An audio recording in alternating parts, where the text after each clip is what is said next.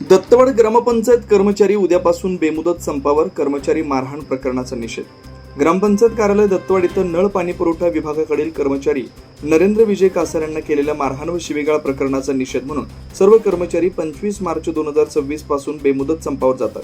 त्या संबंधीचं निवेदन उपमुख्य कार्यकारी अधिकारी ग्रामपंचायत जिल्हा परिषद कोल्हापूर, गटविकास अधिकारी वर्ग 1 पंचायत समिती शिरोळ, सहाय्यक पोलीस निरीक्षक पोलीस स्टेशन कुरुंदवाड, प्रशासक व ग्रामपंचायत अधिकारी ग्रामपंचायत दत्तवाड यांना देण्यात आला.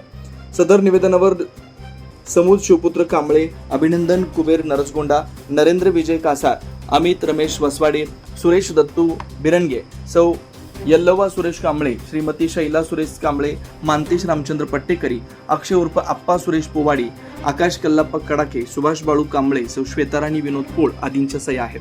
31 मार्च वर्षाखेर जवळ आल्यानं घरपट्टी पाणीपट्टी वसुली 100% होणं गरजेचं असताना ग्रामपंचायत कर्मचारी बेमुदत संपावर जाणार असल्यानं वसुली ठप्प होणार आहे. दैनंदिन नळ पाणी पुरवठा, स्वच्छता, कार्यालयीन कामकाज, असेसमेंट उतारे, जन्मनोंद, मृत्यू नोंद, विविध प्रकारचे दाखले मिळण्यात ग्रामस्थांना अडचणींना सामोरं जावं लागणार आहे. तरी लवकरात लवकर तोडगा काढावा अशी ग्रामस्थांची मागणी. शिवार न्यूजसाठी इसाक नदाब, दत्तवाड.